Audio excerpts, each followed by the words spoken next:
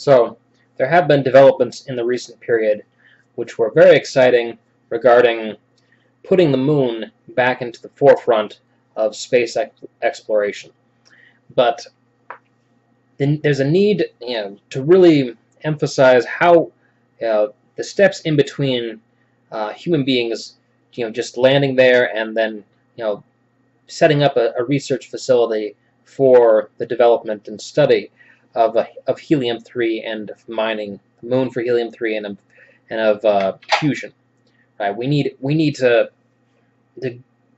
set up a facility. You need to set up living stations and scientific and all the things that are entailed in a scientific outpost on the moon in order to have that as a possibility. So one of the first things that I was thinking NASA should work on, and also Roscosmos, is a joint development on building a nuclear power plant on the moon in order to redefine the world's sense of nuclear power and of its value. We should have the first colony on the moon be nuclear powered, and provide all the provide the needs for developing all the infrastructure, all the things that there's a huge amount of power requirements that living on the moon entails, and that's the best way to do it. You're not going to do it with solar. If we try and do the same thing like we have with the International Space Station, we're just going to end up with a second International Space Station that is just not doing it as nearly as much as it could. Right? We want to produce things. We want to build the facilities on the moon to extend and grow human presence there, to begin to mine the surface of the moon, and to begin to study it, and to begin to build things that all the things on it that are required. So that should be one of the first in the next I don't know how long it'd take, but the next 20, 30 years, it should be the goal of the space agencies to build a nuclear power plant on the moon. And then from there, another thing is that we should be producing nuclear reactors as a means of supporting ourselves in outer space. We have the submarine, the nuclear powered submarine, which is an old technology, which which can run for 25 years, and which is generally powered entirely by the nuclear reactor. Doesn't need to be done. Doesn't need to be refueled, and can survive for long periods of time alone and without need of support.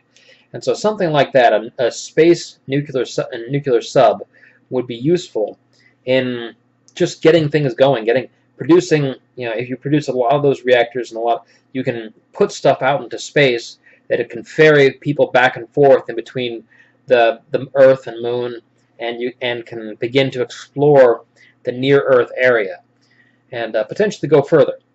Right, but that's the idea has to be, we produce these things so that they can do what they need to do, and they require very little as far as chemical propulsion, and it begins to build a step towards the eventual nuclear rockets and the fusion rockets. Right, we should. That's the idea. This is a step towards the development of human beings in the solar system. And so, it's not going to be done with solar. It's just not going to generate the kind of power you need to support people, especially that far from Earth. Right? You need a lot more power and a lot more security in your power supply, because everything depends on it, or so much that is that it really becomes necessary that it be more secure, more stable.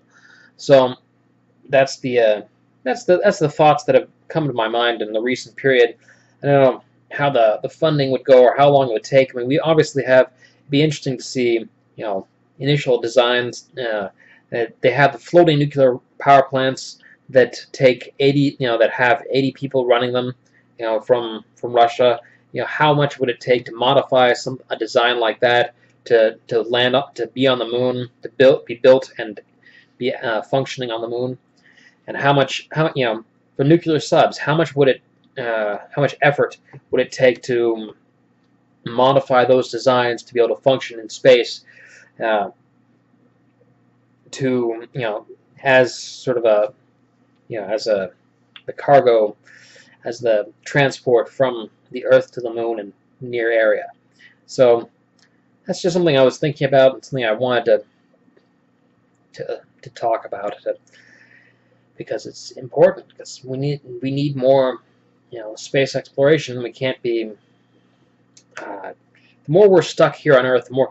And one of the big problems here on Earth is energy. We're still dependent on fossil fuels and people are trying to turn to green energy, and it just isn't generating the power needed that people need for a first world standard of living. So the solution to that is obviously more nuclear. LaRouche's old goal of, I think it was 500 nuclear power plants inside the U.S. is something that's worth looking at again. And with that obvious sort of turning point or jumping off point of developing a nuclear power plant on the moon as a means of sort of reshaping the minds of the people here around nuclear power. So I mean, we're not going to power high-speed rail for the entire world on wind and solar. We're not going to power it on coal and gas. So we need nuclear power plants, and that's the thought, that we need to redefine human beings' relationship with the world around us, and building starting to develop the moon, starting to get out there and using nuclear to redefine our relationship with the universe would be a crucial first step in beginning to get a forward direction going for the U.S. and for the world. So, just some thoughts.